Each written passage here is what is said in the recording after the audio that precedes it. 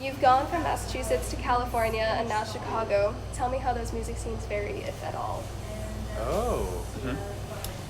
Well, let's talk about Boston first, maybe. Yeah. So, growing up in Boston, especially in like the early 2010s, you had a lot of hardcore screamo, emo bands, and then you also had like this absolute opposite side, which was just like your very much indie rock. And what's funny is you think there'd be animosity between the two groups, but they were all just so excited to like just have different types of bills together and just play with different genres. So you'd very much have this blend of like indie rock and then hardcore emo music as well. And as like time progressed, you saw a lot more of like math rock as well and like math jazz. They started like fusing the two with the math rock. They were like, oh, we can have some heavier stuff, but then like slower, have this like spoken word, like, which is cool. But like, you know, they were doing that a lot around then. A lot of slowcore. They're like, we can make it even slower and even dreamier, and you'd see shoegaze as well, and less indie rock really. You'd see more like jazz rock, like kind of like that math rock come out a bit. And then I'd say maybe next in California, I was going to say, needless to say, we were like, we got to get the hell out of here. Yeah. Oh, can I say that on the radio? No, Yeah. Oh, okay. It's a concept. A lot of indie rock, surf rock, dream pop in California, which was sick, and a lot of like hardcore and avant-garde punk, which was not always very sick. Sometimes it came off as like quasi like pretentious. Yeah. That it was just like making art for the sake of making art, or making a scene for the sake of calling it art, which is cool. Like, express yourself however you like, but which is what you see a lot with like the noise stuff today too, like all like the soundscape things and whatever. Yeah. It's not my cup of tea. I get it. Yeah. But it's cool. But it was a lot of that too, in LA, or just like people that like, I don't know. It's interesting to see, and if there's one thing that pulls together every scene is there's like always a bunch of bands that have like all these theatrics and stuff, and like, and it's one thing, like you can, you know, you gotta be yourself up there, sure, but like sometimes we'll just watch bands and it's like, what's going on up there? I can barely hear you, let alone like, you know, but I can definitely see what's going on. And my favorite is when there's a bad mix in the venue and they're like going off on like some type of theatrical tangent and trying to make a very emotive, but you can't hear anything, you can't see anything, and you just see them like slowly get down to the ground and they'll just lie down mid-set. But what's weird about the bands in LA is like, I feel like there was more good music over there, but like you could either like not see the bands, or they would just like know somebody or like whatever and blow up so fast that it's like, all right, well now I'm not really seeing them in like a small venue. It would be such a small window where it's like, oh, they're making like really good stuff. And then all of a sudden it's like they're just, you can't find them anymore. They're untouchable. Which is, I think, I don't know, maybe the difference in Chicago, but not really. Like, you'll see a lot of great bands for a while, and like in a good way though. You'll see them grow, like go from house show to small venues to bigger venues to selling out, and like that's awesome. And by selling out, I mean like selling out venues, not selling out artistic integrity. Yeah, but I'm trying to think of the last band that like did that was like good. That was in the last. Yeah, but they were like, they've been around for like 5 years now, like 6 years. And they crushed it, rightfully so. I know, but I'm trying to think of who's like in that groove right now. Yeah, Ganzer's popping off in Chicago. They're very good. They were even in Rolling Stone. They sell out the Empty Bottle a lot too. They're very cool. And they just had a new EP come out, I guess, like a week ago. So in Chicago, we've been seeing a lot more of like indie and like punk rock, which has been cool because like I didn't think that there would be like this nice like middle ground between the two different cities we were talking about. But like this is the music scene I've been excited about the most as of late, just because it's still newer to us and there's so much we haven't explored yet there, since we've only been there for like 2 or 3 years. But one of them was a COVID year, so it doesn't really even count anyway. Feels like 1 year we've like really been able to like mix it up. There's so many cool venues and bands and like a lot of different types of music too. So we're very happy to just take pieces of us from every city and just integrate it into our own sound.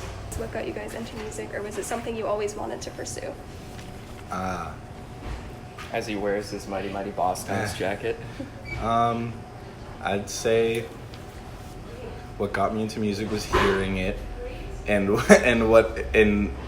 it was more like a puzzle. Like I reached a certain age where like maybe I was like, I don't know, like 8 to 10, where I was like thinking a bit more about like the things I was hearing, you know, developing taste and all. And I guess when that started happening, it was like, well, I just wanted to, like, I started thinking about it, and I'm like, okay, this is just like 3 or 4 like dudes or whatever or whoever, and they're just like using their hands, and like the same way you'd like build like a, you know, house or something. Like, well, they're just making this, you know.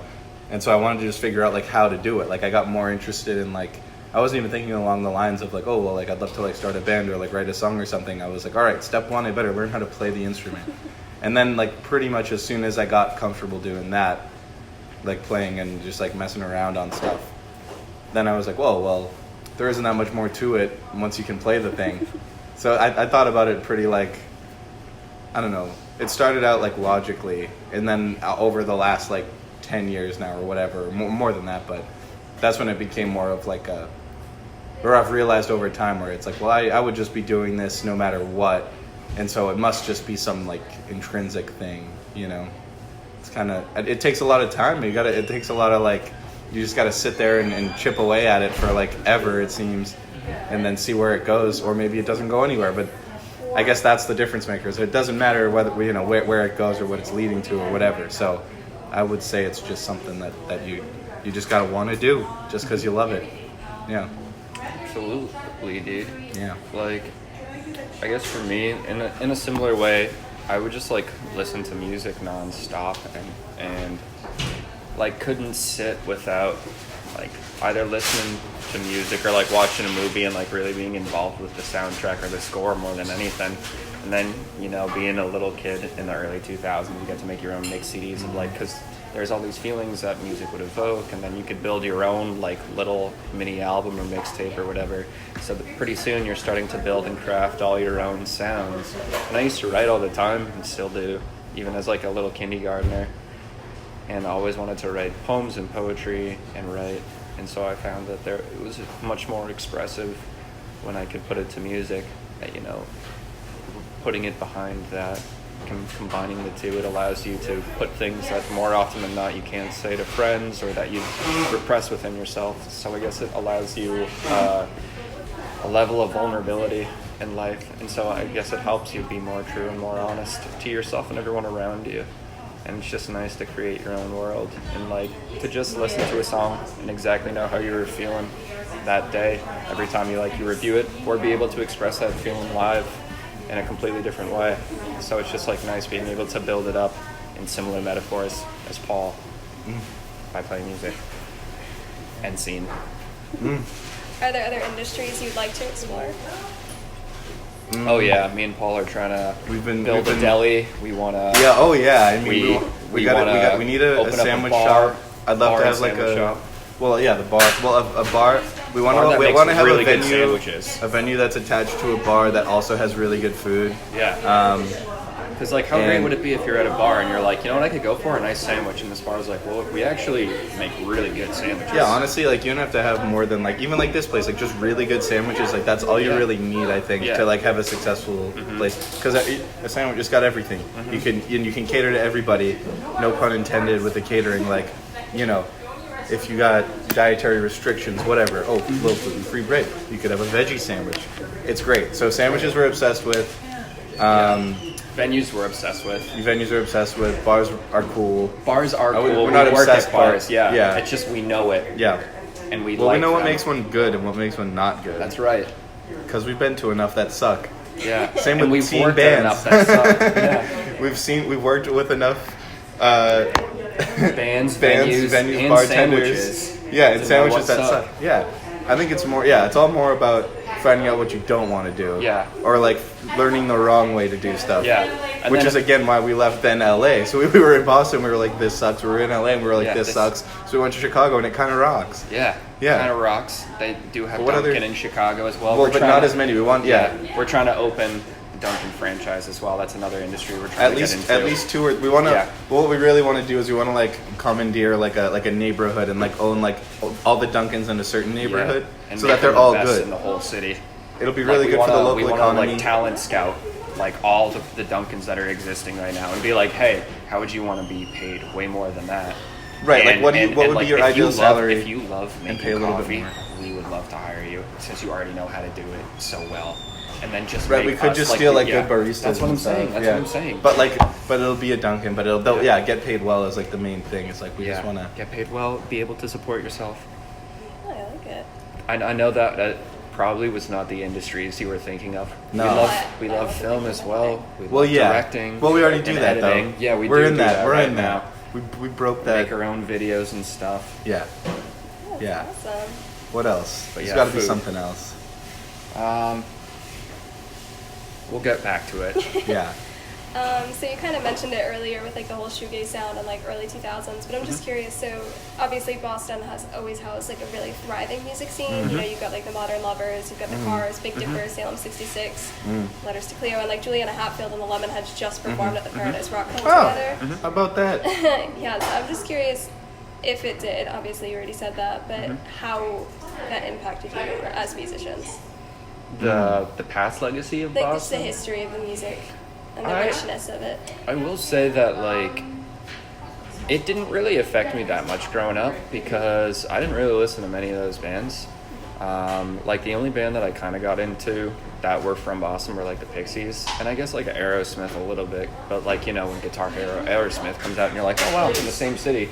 Luckily, the thing that really inspired me and shaped me in terms of music was the local music scene that was like very accepting of teenagers. Like, got to give all the respect in the world to the Democracy Center in Cambridge, places like the Lily Pad or RIP All Asia, which were just places that allowed teens to set up shows, and there were no age restrictions really. Like, you were hearing 4 different bands every night of the weekend at these venues, and you would go with all of your friends who would be like, this reminded you of this band, and it would shape your sound and what you were listening to.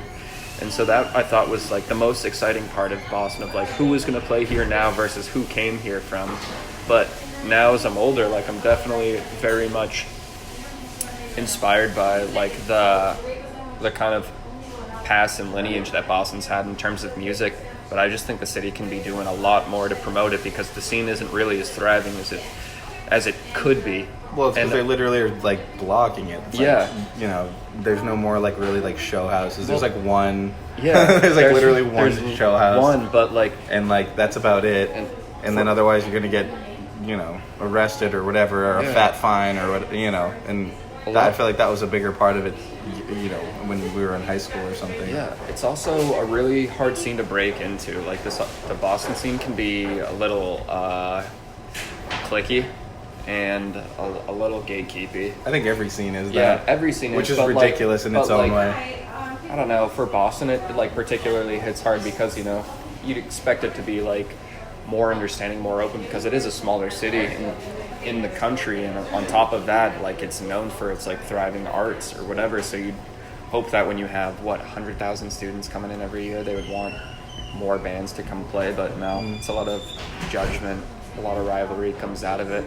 So I just know we can do more and do better. Who have you guys been listening to lately? Fontaine's DC, Yeah. that album Skinty Fia, Soko. I mean, we've always been listening to Yeah, Soko. I just listened to her album on the plane today. The Feel Feelings one, the last one she put out. Yeah. I've been listening to a lot of like, I guess local bands, because like at winter time, the Mighty Mighty Boss Tones, they used to do 3 shows every winter. They called it like the Hometown Throwdown, and I would go since I was like 12 or like 13. I think I was 13 was like the first one I went to, and that was like the first like pit I had ever been in. Like it was like one of those bands that obviously they were started well before like my time, but they're local guys, and it was like another group that I was like, you could see them and have them come up like in a DIY like setting, and then like still get huge and like be on MTV, and like, you know, they weren't like, they fell off kind of hard after their like initial like big pop, but they were still playing big venues for like the rest of their career, and so they don't play anymore, which sucks. So the last week or two I've been like running back through their stuff and just like getting familiar again, and yeah, and I love this. I love that band, Streetlight Manifesto. They're sick. I saw them a week ago or 2 weeks ago at Roadrunner, and they were playing with like an orchestra and stuff. So I've been kind of listening back to that kind of like, I don't know, it's kind of like neither of the, well, yeah, I guess the Boston's are kind of more in like the ska like thing, but they call it like ska core. Dude, R.I.P. Specials. Yeah, I know. Yeah, Dude from the away Specials yesterday. died like yesterday or something. Yeah. But that's sad. But so yeah, I've been listening to that a bunch. And then you asked a new question. Did you? No, I didn't. No, I was same still just question. Oh, what we're listening to today. Yeah. Oh yeah. Oh, I mean, I really like I saw like. I've been listening to Courtney Barnett for like years, but I saw her in Always. the Beths in Always over the summer, and that was a really good show. So I've been My dad listening loves to the Kurt Beths a Vile. little bit more. He Kurt loves Vile's the really stuff- cool. He loves the stuff that they did together. Mhm. I was saying, I was like, Kurt and Courtney's a little. Yeah, I know, right? Yeah. Oh God, I don't think that's the first time I put that Yeah. together. I think. Oh my God, I'm sure they were all about Sorry that. to ruin it for you guys. Oh jeez. It's a Yeah, little what else? healthier. Yeah, right. I've been feeling lately like I haven't been like digging into too much new Yeah, stuff. me and so I need neither. to do that at least over the last like couple of months. I don't know. Do you have any recommendations? Anything you've been listening to? We're hijacking this interview. I was telling Christian that I just did an album review for my friend's band, Smug Honey, and it was a Smug really Honey. cool album. It's kind of jazz but lo-fi, like really easy listening, some R&B kind of sounds, and that was good. Honestly, I've been so busy with exams that I haven't really Right. listened to stuff. Like I said, I'm saving the car when I get my Yeah, grades yeah, yeah. back. That's I'm gonna, right. like zone out. I'm really excited. But yeah, nothing too much. Okay. So you released Softcore this summer, went on tour, and recently uploaded a music video. Do you plan on taking some time off, or do you have other ideas in the works we can talk about? But So, yes and no for both, or the one thing you said. Yes. So we've definitely just been taking some time since October. We played our last show on Halloween, and since then we've just been doing a lot of recording. Our studio that we've been working in Chicago, our lease ends on December 31st. So we've just been going almost every other day or every 3 days to record as much material as possible to like keep us in a nice little cocoon for the winter. So whenever we have the downtime in like the January and the Februarys of 2023, we'll have plenty of material to work on. And on top of that, like after releasing that EP, we definitely want to get back to releasing more music for us. So there's definitely a lot in the works in that regard. There's a ton. Yeah, there's honestly a ton. Like we've had Like- a backlog of so much music that has been growing since we first started. So there's all these songs that we wanted to record that never really had the time to. So now we finally have had an opportunity to go in and we just can record everything. There's 2 albums worth. Yeah, of 2 albums stuff. worth of stuff already recorded and One's finished. further along Yeah. than much further along than the other. Yeah. And the other one is gonna come like, together, I think, pretty fast. So it's You just a could- matter of like if when, we- like how do we want it to like roll out? I guess, that might which is a good answer- problem to have. Yeah, Yeah. could have put out 2 albums, like 5 EPs, so many singles. As much as we want, we're just trying to make sure we do it right. Yeah. However people are supposed to do it, you know?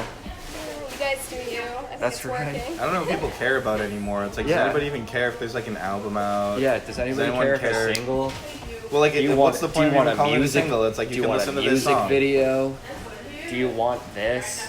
Yeah, because everything's online. You can do Yeah. so much with that. It's I know. I'm starting It's to an- wonder what the point of it's like an- a it's an certain endless type of release frontier. is. It's like it's just okay. This is out now. Yeah. You can Well, listen to that's it the on the whole thing. internet Just wherever, call- whenever you want. Just to. say it's out now. Don't even label it. Just Yeah. say it's out now. Out now. They'll be like, is And it they'll on be an album? No, it's just the song. Oh, well, what's it for? What does it go with? It It's doesn't. out. It's out. Yeah, It's our song. It's out now. You just say out now. They're like, oh, okay, word. But how do we make this a concept? How do we? Yeah. How do we know what to think of it? You don't. You just freaking. Oh, you just listen to it. That one's not that bad. Yeah, you didn't But swear. I think when I had something in my throat. When I saw you guys perform this summer, what I found so interesting was how great you sound live and on recording. So I'm just curious, have you guys ever considered doing a live album? Yes. So, Well, in a way, they're all live albums. No, I'm just kidding. yes, in regards, so even from our like first touring days of when we first put out Odd Behavior, we made it a point to bring either field recorders or like shotgun mics with us, just so we could hear back what we played that night as a way to just like, you know, driving between cities, see what we can like work on. but some of them just sounded better than others, and just like some nights you're really on it and some nights you're not. So it's kind of nice to go back and hear it and see what songs was everybody really into and feeling that night, and like not how can we repeat that, but like how can we make each performance feel as unique as that. So it's kind of nice to, you know, just inadvertently compile songs that we thought we did really well together on and kind of put them together in a little playlist for ourselves. So we definitely have the recordings, we definitely have the footage as well, so we could definitely put together a live album. We were thinking about that a lot during the pandemic, just because we missed going to live shows. So we did like a lot of live streams for like some radio stations in the US and stuff. We did it in Rhode Island with our lovely friends at WVVX, and then we did it for our friends at KWVS in Los Angeles. So it was just like nice to be able to put that out, but to officially release one, now that's an intriguing idea. I think we should do it whenever we put something out next. I mean, like, do big shows. I think we've done it on so many, like we said, like kind of like guerrilla style so far, that I think it would be pretty easy to like put something pretty good together now. Like if we like actually set out to do it like on purpose.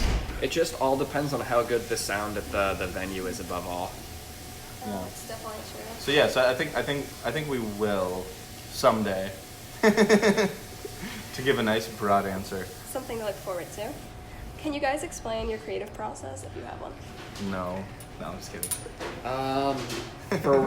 For which medium? Like for booking, for writing, recording? I feel like each little step has a different process in itself.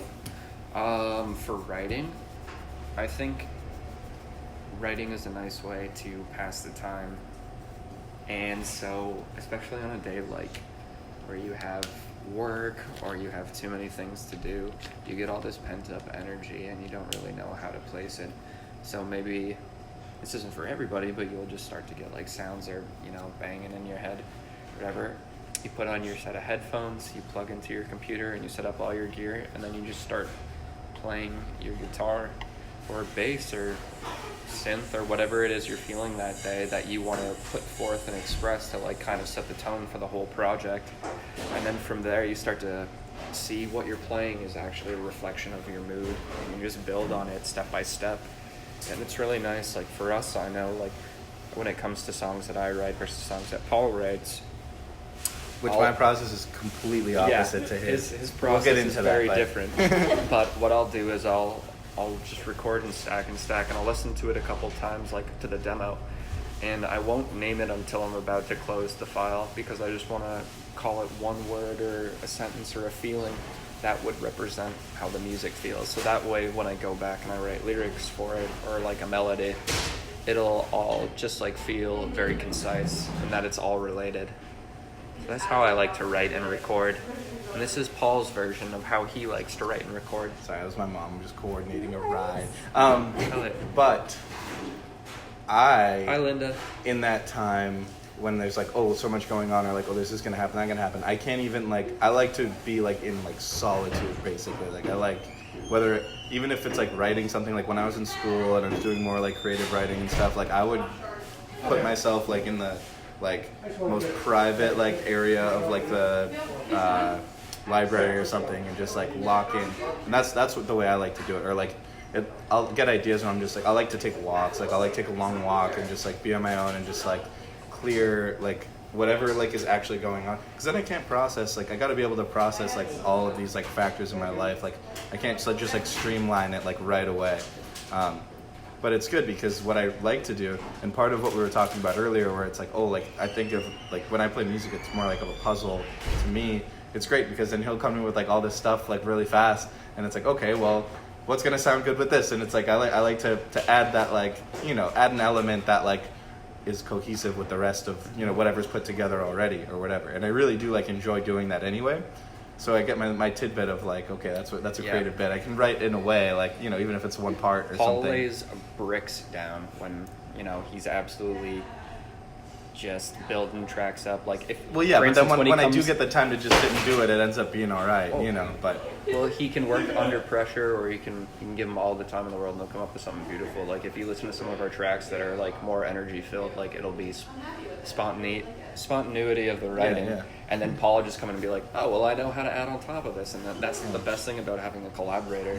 It's Or I like when you have something and then you're like, yeah, but it needs another part, and then it's like, you're oh, just okay, like- well, what about this? you're like, okay, Yeah. cracks Oh, I can fingers, add to it, you know. I'm in. Well, that's a good thing about being able to like sync up, I guess. It's Yeah. like, or at least like when there's something new, it's like, well, where is this supposed to go? And it's like, okay, like we can at least take it in the same direction. Yeah.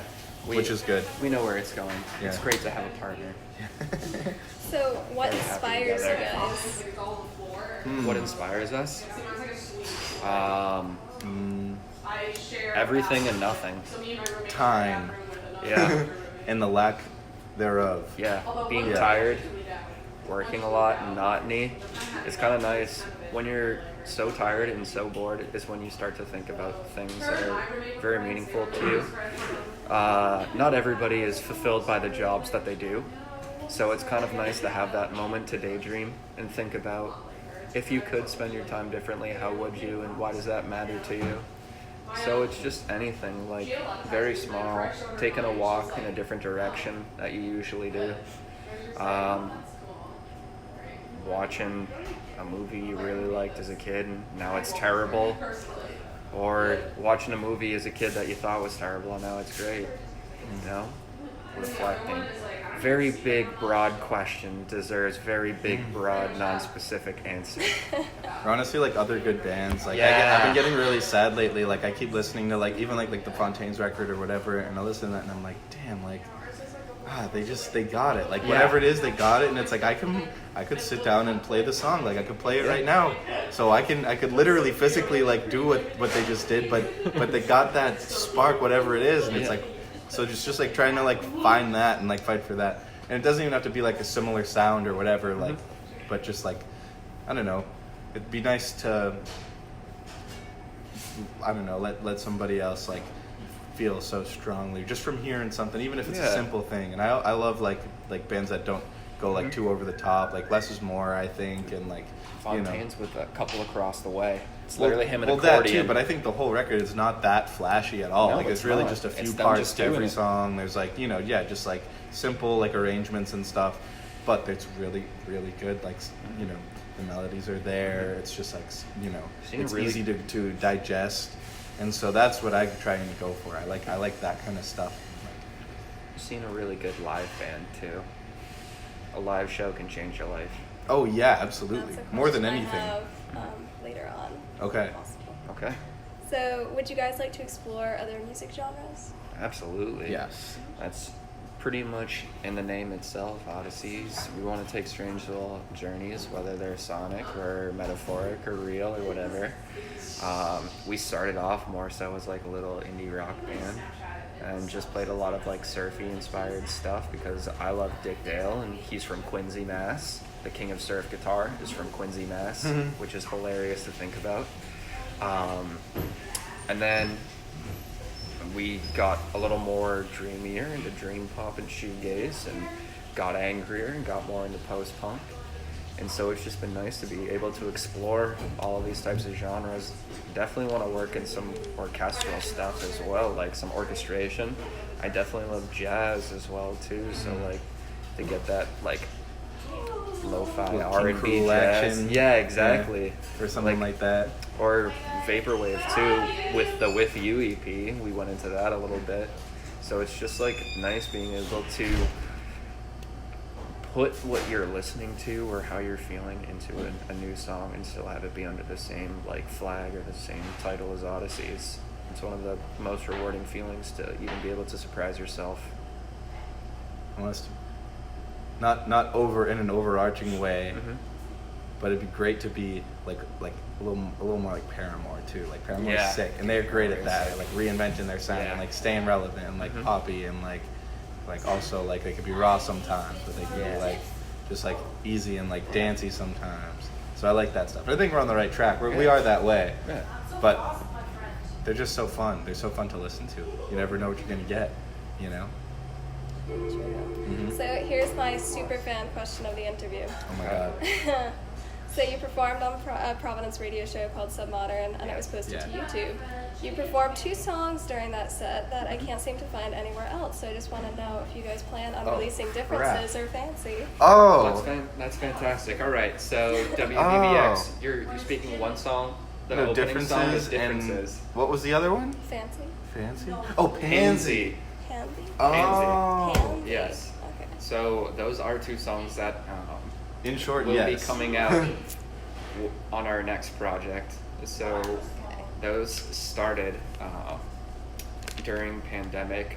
Paul was living in California. I was living in Chicago. The rest of the band members were all over, either still in Remember when we California had or in those? Boston. So all of our friends and everyone was so far apart. So we just started writing a lot more, and we put Differences as a demo out in 2019 or 2020. Is when Literally, we it first was recorded like, I wish we had a song that was like, boom, boom, pop, pop. Yeah, and then it was exactly. like, next thing we know. Yeah. And there it is. And Pansy started it as a challenge from a friend of mine because they went thrifting and they found this beautiful set of dishware with pansies all over them. And they were like, I bet you couldn't write a song like that. And I was like, well, I bet I absolutely could, and you have no idea what I can or can't do, so how dare you challenge me? Obviously as a joke.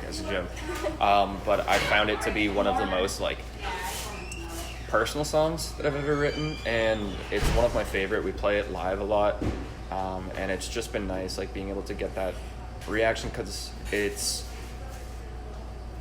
I guess, a lot of people have responded to it in a way, and because it's a very personal one, it's nice to know, reaffirming that you can be able to share that live, and so it's gonna open our next project. Can't wait. So what was your most memorable experience, good or bad, performing live or on tour? Ever or on the last one? Ever. Oh God. Most memorable, good or bad, or good and bad? Good or bad. Oh God. Performing live or on tour. Jeez, I don't know how I feel about the things that are coming up first. What are the bad ones? Maybe. I don't know, members getting COVID during tour, shows getting shut down day of or day after. Yeah, but then seeing Laura Krieg perform in Montreal was fantastic. One of the better ones for sure. Absolutely. And just meeting those folks. Yeah. I think playing our first festival back when I was about to graduate school, and we played with bigger bands. Yeah, we played with Coin and Coin. what was it? Holy Ghost? Not Holy Ghost. Rud. Oh, sorry. Yes.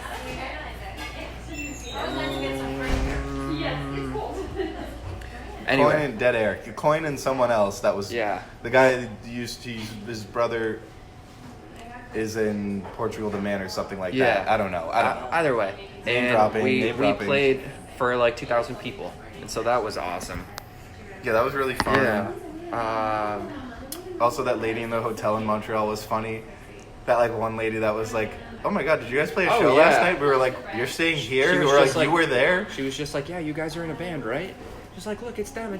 She's just like, "You guys played that show last night." And we were like, "Yeah." She's like, "Oh my gosh, I can't believe you're staying in the same hotel as me." She's what? signaling to her husband and her kid. She's like, that's the band. I was like, what? What are you doing here? And we were like, "That's the lady?" So that was fun. I think sometimes my gear doesn't like to operate all the time, so halfway through songs, sometimes my guitar will just go dead, and I'll just have to work the crowd. No, that happened. I remember there was an infamous Nirvana was performing at a wedding, and his guitar totally went out. They were in the middle of performing "Drain You," and instead of that, he just screamed his head off into the microphone. Oh yeah, I think I've seen something like that. That's the way to do it, though. We'll try and do similar things. If a drumstick slips out of a hand or an amp goes dead, go even harder.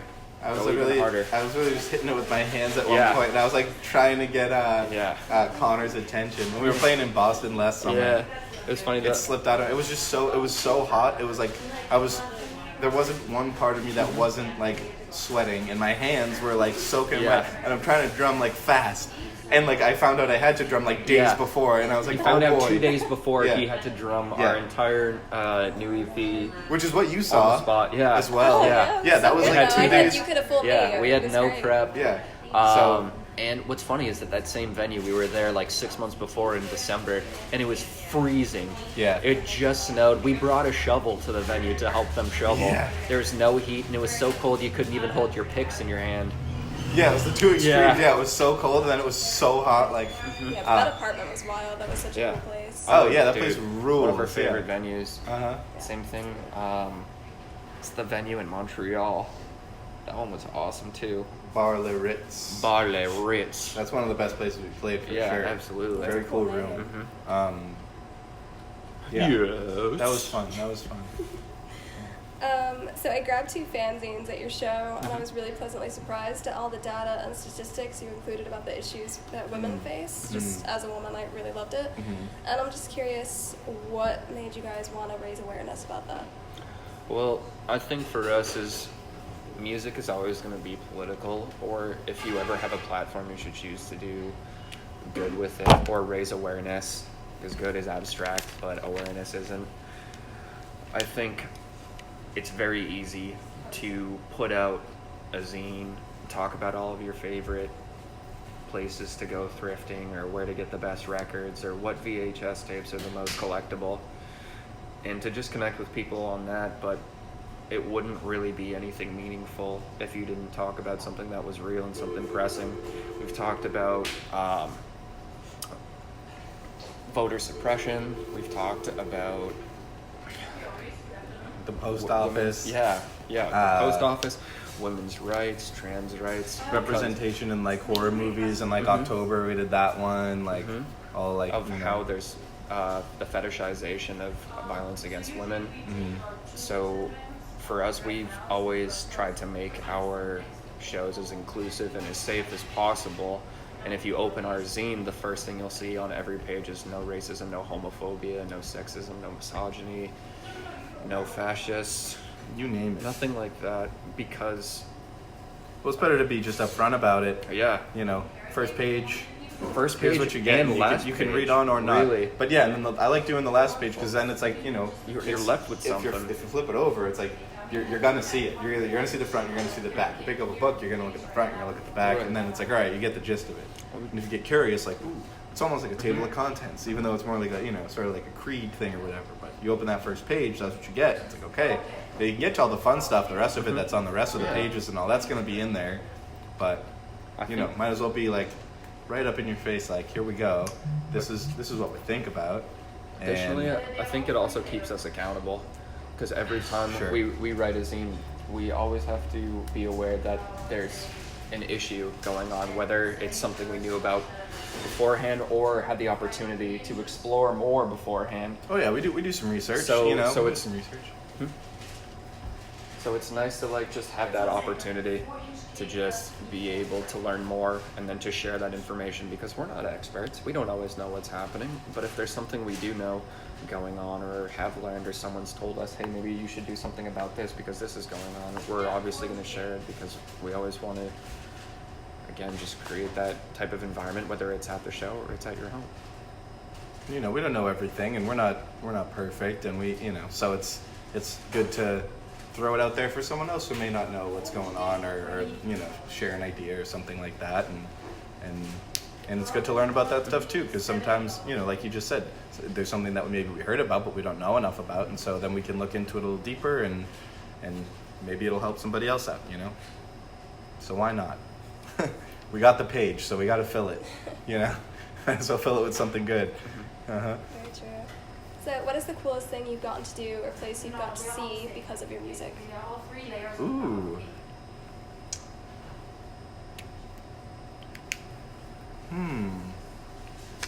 We saw Steve Albini at the grocery store the other Yeah. day. Yeah. In Chicago? Yeah. Literally our neighborhood grocery Yeah. store. He lives in our neighborhood. He's got to live in our We saw him by neighborhood. accident. Yeah. Oh my god. Full, but I didn't want to bother him. He's like, you should go say hi. I didn't want to. He had a full cart of groceries. He just started unloading them. I was not about to be Don't like, worry, hey, he Steve. brought a reusable bag. He's a cool Yeah, guy. and he was wearing a mask.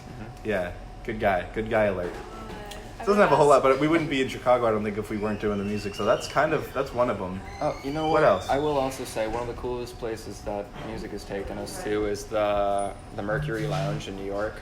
which is Yeah, that was a neat. venue that has so much history. Everybody from Linda Ronstadt to the Strokes have played on that stage, and like just for them to have sit in the same green room as us, and like we get to play to like a packed audience. Like it was pretty much a sold out show when we played, so that was just absolutely fantastic to like be able to go to Canada and like have the border crossing guards ask for our Spotify and where they can see us.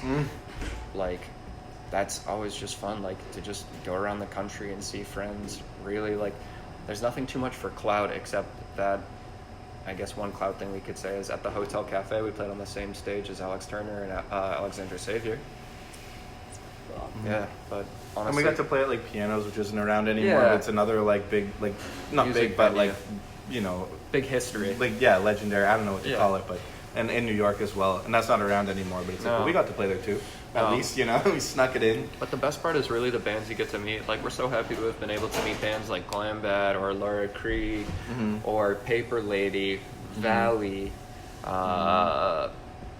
Blood Candy, Yeah. people from all Cusp over. and stuff Yeah, like Cusp. that. Like, people that are just, like, so fantastic and on the come up as well. Like, it's just nice to make friends and, like, actually share the same passions and talents with everyone. So do you have any favorite books or films about music? My favorite film about music is Pink Floyd, The Wall, the movie. Have you ever seen it? Dude, it'll change your life. Yeah, Like, that's honestly, it's so good. It's like one major film and music collage just put together, mixed with animation, live concerts. Like, it's bizarre and benign and fantastic all at the same I time. expect nothing less from Pink Floyd. Yeah, and they put it out in '82 when everyone's just like, well, what else does Pink Floyd have to put out? It's 1982. Steven Spielberg apparently walked out of the film, and Roger Ebert was like, I have no idea what I just watched, but I know it's important. I'm obviously misquoting, but something along those lines. I like Whiplash a lot. I was gonna ask about that. It's like a relate. When he had the Even though- picture of like water and he was like dunking his hands Oh on yeah, the blisters. I was yeah.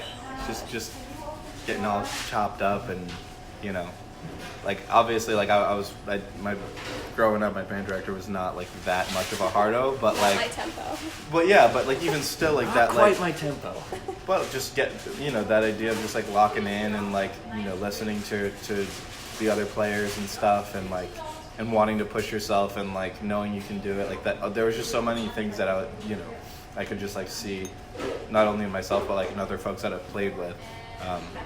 So I thought I love that movie. It's really great. I think it's really hard to find a good movie about music because I feel like a lot of people who make them are fans of music and not musicians, so they really gloss over the right problems and That's what I liked about Whiplash. and fetishize the wrong ones. So you'll only see problems when you see stardom. Like, all music biographies are really bad. I haven't seen a lot of them that I liked. I liked Control, that was a good one, but other than that, like, all the rest are just the same movie with a different person. The Weird Al Yankovic one was funny because it that was was just a so good, but parody it wasn't of every single yeah. music biopic. You got to watch that if you haven't Yeah, yet. I guess it's Walk free the on some Line Roku was good thing. too, but Oh, yeah, I Walk the don't Line really was call good. it a music movie. It's more like a character study. Neither of those are really Yeah. even music movies. Yeah, Even Control is was like more not of a really, character study. Yeah. It's just they happen to be a musician, but they make everything too easy. The first 5 minutes of the film is the come up, and those are the hardest years of their lives. Oh, I like that movie Sing Street too. That's a cute one. That's very it's a cute movie. Well, in that regard too, Scott Pilgrim's a cute movie. but Yeah, Scott right, Pilgrim right. is a pedophile creep. So Well, yeah. no, thank you. Check Yeah, the but it's a good movie. Yeah. My senior quote, like not my senior quote, but my parents bought like a page. And my mom quoted Riddle of the Model. Nice, She quoted it in there. nice. That's so I was like, funny. okay. So was there a live show you went to that left a real impression on you? Yes. Uh-huh. Pink A Floyd, lot. The Wall. Oh my god. It's my favorite album, in case you can't tell. I saw Roger Waters perform The Wall in 2010. I was 14 years old, and my mom surprised me with 2 tickets. We were on the floor 8 rows away from the stage. She knew how much I loved it, and I had no idea like what a concert could be. Also, I've seen Sugar Ray like 3 times, and they're so good live. I was blown away by a lot of shows that I'd seen put on by Minty Boy in Los Angeles because there's this one venue that Paul's wearing the shirt of right here, the Factory, downtown LA. This is one of the best DIY venues in the country. Not anymore. Not anymore. They closed down because of the pandemic. They closed down the week we rented it out to put a show on, and we didn't get our deposit to play on that Friday, so and they gave us, Tuesday it closed. Yeah, and we didn't get our deposit back, but we got some good shirts out of it. They're like, we can send you a shirt. We were like, could you send 2? Yeah, I saw a lot of great bands from there. It was like $250. Espresso, I think Girl Pool, Nancy. Yeah, Nancy. Kanta. Yeah. Good times. Yeah. Good times. We'll go back your someday. live shows. Go.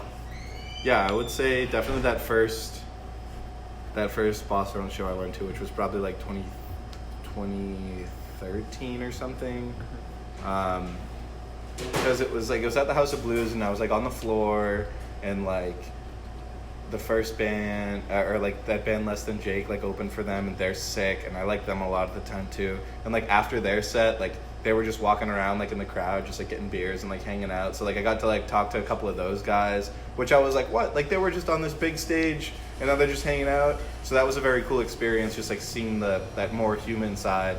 And then and then otherwise like just seeing like it was more seeing like how the crowd reacted like to the show than like the show itself. Like they sounded really good, and like I loved like, you know, I was like I never like crowd surfed before, and like I did that, and like it was all these like a lot of firsts like in that night, but it was like music that like felt really intense and like was loud and like raw, but like then everybody like feeling like this unified like way about it was like really awesome. So that would be my I don't know, favorite, or most like impactful, I would say. Yeah. What do you feel is the best song you've written, and why? Go for it. Let's see. I think That's going really tough. out of the songs that we've put out, I really enjoyed writing Fever Dreams and recording. I think lyrically it's some of the strongest lyrics. I think also the instrumentation of it is very fun because I made it at first a very slow shoegazy song, and it was called Never Sleep Again, and it was like half the tempo, and it just dragged, and then I've always loved disco music. I wanted to like always make my own form of like dark disco and like see how I could blend shoegaze with disco or like post-punk or whatever. And so I think having that tin can sound on the guitars and like a bass that will not stop for a single second moving. It's essentially a bass solo for 4.5 minutes straight, and watching Paul play it perfectly every time we play it live is always insane.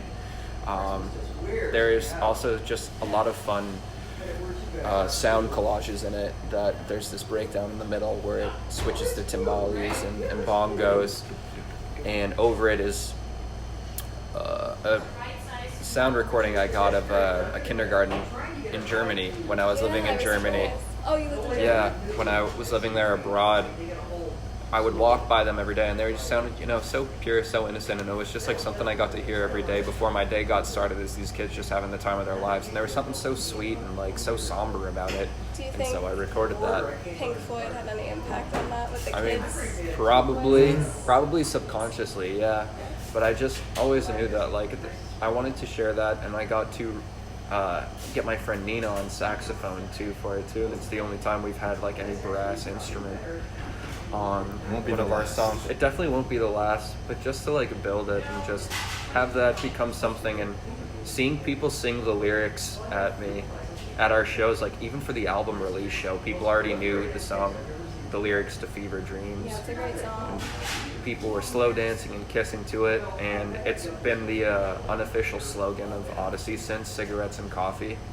Yeah, I think I saw that on like a shirt. Yeah, we have those shirts, and then people all the time would just now send me pictures of them smoking cigarettes and drinking coffee. Oh, that's awesome. So that was a nice impact.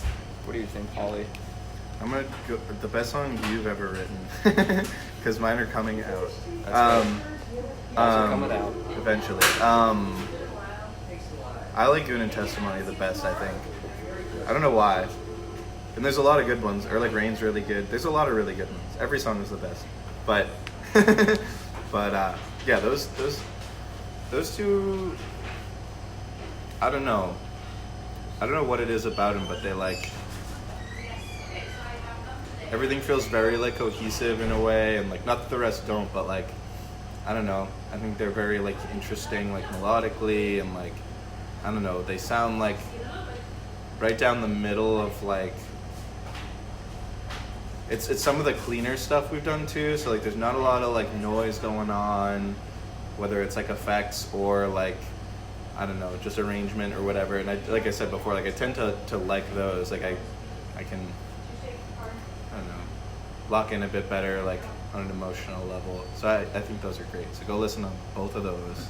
If you had your choice of anyone, alive or dead, who would you want to collaborate with and why? Oh God, Madonna. We've thought about this. Madonna. Yeah, Madonna. Madonna, Francoise Hardy, Cher.